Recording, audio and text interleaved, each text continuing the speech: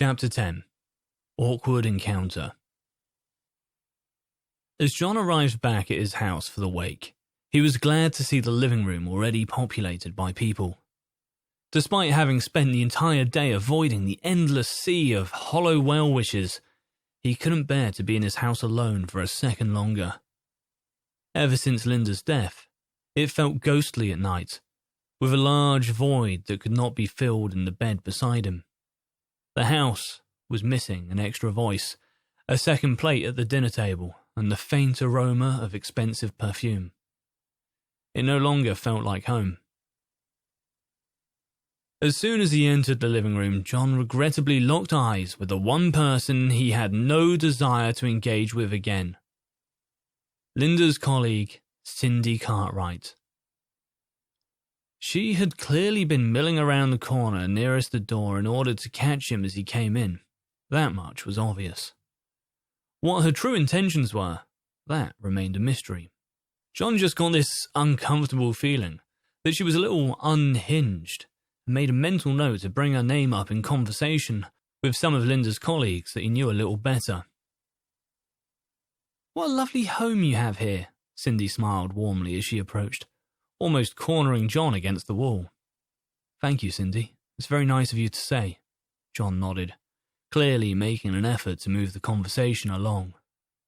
"You can definitely tell it has Linda's touch all over it," she exclaimed, before pausing abruptly.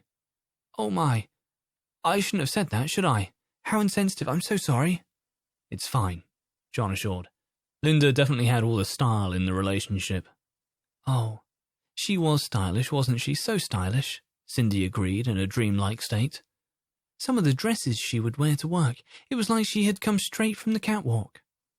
"That was Linda, all right," John sighed with a soft smile. "If you need any help, going through some of her old clothes, I know that can be a tough thing for someone to do when a loved one passes. I'd be more than happy to come and help," Cindy suggested, eyes wide and keen. "Go through her clothes," John repeated, his eyes equally as narrow and confused. Clearing out her things, perhaps donating them," Cindy clarified. Now, more than ever, John was getting some extremely strange vibes from the woman who claimed to be a friend of his wife. Asking to go through the clothes of the deceased while still at the wake seemed like a psychopathic level of strange. Keen to duck out of the conversation as soon as possible, John decided to brush off the comment and offer a vague answer. "I'll have to get back to you on that," he replied, edging past Cindy while pretending that he just caught the eye of a distant Stephen. "Sorry, I must catch up with my old partner, Stephen." "Oh, no worries," Cindy smiled. "I'll just keep exploring your beautiful home." John ducked through the crowd, hearing whispers of pity at every turn, until he finally reached Stephen at the far side of the room. "You okay there, pal?" his friend asked. "Just needed saving from one of the weirdest conversations of my life," John chuckled uneasily. "Happy to be of service. Say, while I have you here," John segued, "did you get a chance to talk to the chief yet?" Stephen shuffled awkwardly and averted his gaze.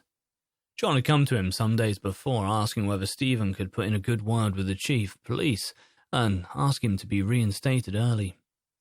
Stephen and the chief were old golf buddies, and John was so desperate to get involved in his wife's murder case, even if it was just sorting paperwork. "Come on, John," Stephen sighed. "I told you the other day, there's no way they're going to reinstate you now, of all times. And even if they did, they couldn't let you onto Linda's case. You're too close to it. You're one damn heartbeat away from being a suspect." "Surely there's something I can do. Something you can say," John pleaded. "Hey, John, if there was, I would do it. But my hands are tied here. Besides, you should be mourning, not jumping back into work. Take some time, promise me you will." John nodded with anger behind his eyes. "Who needs enemies with friends like you, Steve?" Go to Chapter 12.